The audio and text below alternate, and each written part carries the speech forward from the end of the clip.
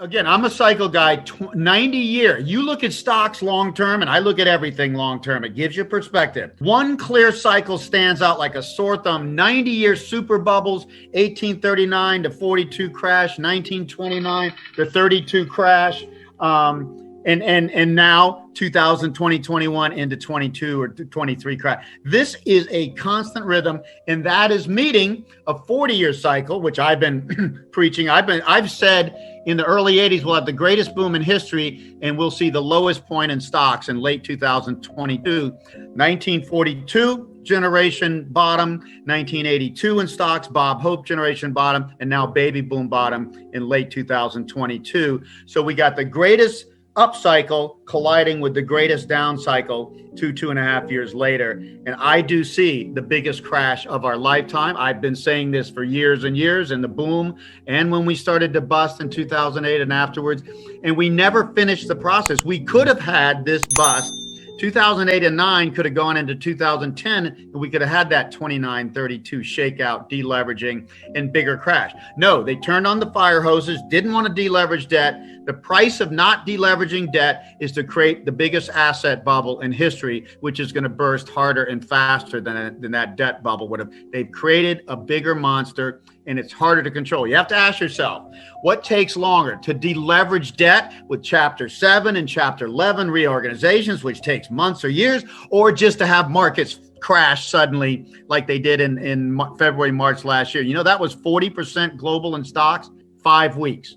That's how fast a financial asset bubble can deleverage. I do not think you'll have a basis for a Federal Reserve or central banks after this crash. People will say, oh, all they did was create the biggest bubble and crash. And oh, you know what? You go back to when they were created, 1913 for the first time, 20 years later, roaring 20s bubble, 1932 crash, 33 bottom and depression, 25% unemployment. This is what central banks do. We've been in a slowdown in the economy since 2007 because the baby boomers peaked in spending. That's something I was predicting for 20 years. That's our 40-year and our demographic cycle, which is quite precise. And so what have we gotten? Quantitative easing to fill the gap. Well, quantitative easing has created the biggest financial asset bubble. You look at stocks today and think we were in the greatest economy getting ready to get way greater. And what we've really had is an unrecovery. You know, we've been growing at 1.65% since the 2009 bottom with massive stimulus, with very low inflation. We should have high inflation and high growth with this much stimulus. And it's because they're fighting a declining tide. And the cost of this, not allowing recession, not allowing the bubbles and the debt to shake down like we normally do, we've got a monster financial asset bubble. The most important number in the world right now is $520 trillion. That is, by the way, 6.2 times 84 trillion GDP in financial assets, stocks, real estate, bonds, that sort of stuff. Normally that would be 2 times GDP, maybe 2.5 in a normal boom. Yeah. Debts at 253 trillion. That's off the charts, over 3 times global GDP. But normally that'd be 1.5. You know. Before we continue, help us by smashing that YouTube like button and subscribe now to this channel. This shows the algorithm that you value the information, and it helps us spread this message. Sharing is caring. Please like and subscribe now. Thank you. And now let's continue. They use this financial asset bubble to offset the debt deleveraging and the debt bubble bursting, and now we have a bigger monster. And I am predicting within weeks or months, the central bank's just going to lose control of it. It's just going to burst.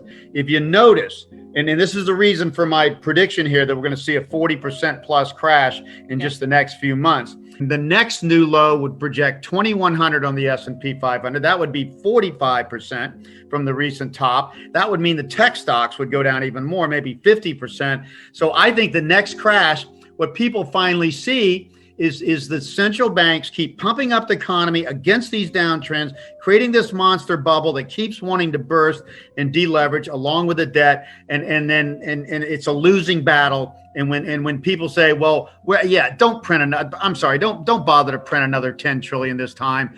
This thing's over. This thing, they lose control. And that's just going to be the first crash.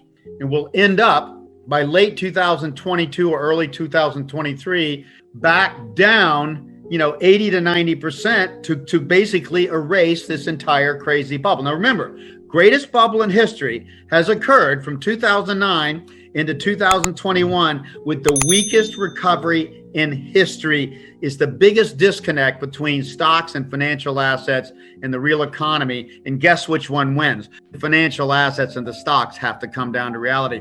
Hundreds of trillions, at least 200 trillion minimum of this 520 is going to disappear in the next 2 to 3 years. And that does not cause a recession, that causes a depression.